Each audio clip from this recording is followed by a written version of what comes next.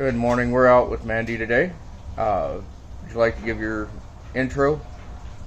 My name's Mandie. You already introduced me. How about your background? Nothing really impressive. Just been a stay-at-home mom to the two kids and current college student, almost ready to graduate. What are you studying? English. Okay. Um, what got you into this kind of a hobby? I grew up with the family that was into cars. The first car that we had in the family was a '68 Nova, and that family member had a shop, and I would be over there every now and then helping sand down vehicles, picking up parts for them. Of course, I was my kid's age at that point in time, so just early teenager years. But raised around them, got to living in Kingman, especially.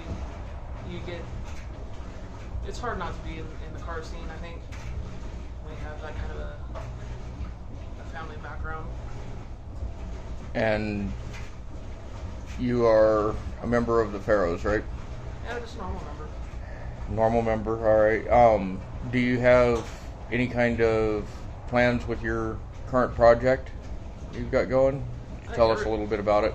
I think everyone has plans with their vehicle. I know the interior in my truck needs to be refreshed. It's starting to get old. It's almost 50 years old. 50, 40? I think 50. 50 years old, yeah. And it needs to be refreshed. It can stand to have some maintenance. It's got a wrap on it. The wrap's going to be needing to be redone, and that's always going to need something. Always going to add something more to it. Have a new idea with it. Normal wear and tear in the vehicle. Just And you, as a lady, what got you into joining a car club that's mainly male dominated? Well, my truck is military themed.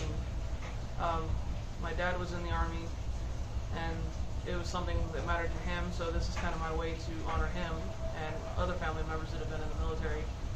The Pharoahs it was started by World War II and Korean veterans, so when I looked at the car club, that's what I saw for their history, and it was something that I thought this truck would fit in with, and that's where I wanted to be. I didn't want to just be with a normal car club where it's just another vehicle in it. It's something that it kind of fits. It's not special to the club, but it's something that I think it fits in better with.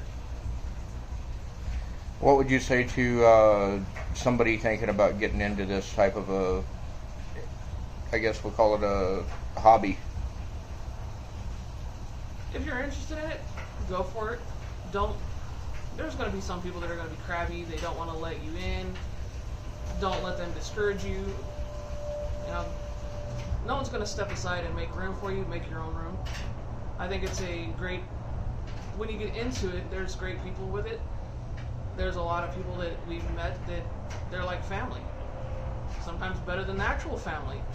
So, it's a community. It's worthwhile being in. And what would you say to the ladies in general that don't think they can be in the hot rodding industry? Why not? You've got to give the guys some kind of competition here. Can't make them think that they have everything. Okay. And why don't you tell us a little bit more about your truck that you've got? What do you want to know? Start from the top. It's a 1973 Chevy C20 Cheyenne Super. It's got a military wrap on it. So we've got all 5 branches. We've got 234 names on it from people who served in World War I clear up to current times. We've got so I've got 5 images for all of the branches. I've got the Arizona Memorial on my driver door for the Navy. I've got in the corner over here, I've got the flag raising at Iwo Jima to represent the Marines.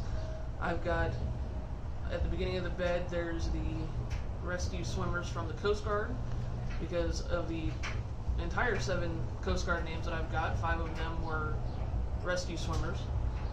I've got the the Thunderbirds up on my passenger door, and then I've got, and that's for the Air Force, and then I've got a tank for the Army. And we've got, back here, I've got a submarine for the submarines that have been sunk, to remember them, and then I've got a mural on the hood for the Vietnam Memorial. The engine that's in it is a 454. It came with a 454. It's not the original one, but I painted it purple, my favorite color, but it's also, the engine is the heart of any vehicle, and with military theme, the Purple Heart is a medal for someone who's been injured in combat. We've got 14 names on it that have been injured in combat that do have it, so it's a little bit of a tribute to them as well, and I built it. You have a Facebook page for this too, don't you? Yeah, it's Military Tribute 73 is, I believe, how you have to look it up. It's not too huge of a following. We've got, I think, 200 or so, or is it up to 400? It's been a while since I've looked at the number, but we've got a few people that follow it, and it's all over. For some reason, it seems to be real popular in the Philippines. But we've been doing this. Ironically, we started doing this 9 years yesterday.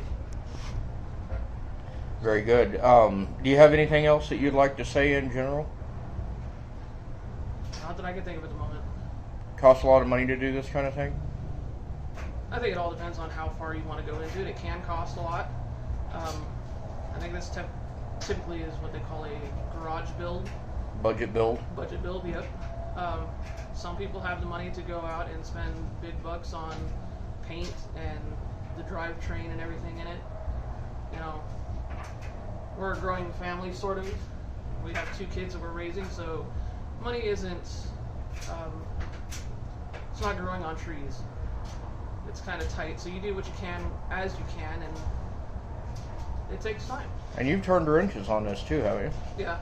I've got a picture, it was 9 days after our youngest was born, where I'm underneath the front of it replacing the bushings.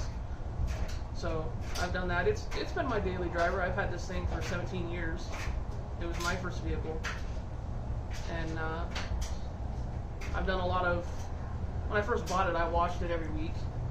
So I've had my hand over just about every inch of this truck, on the outside and the inside. Not so much underneath it, but I've been under it, in it. Around it. Yep.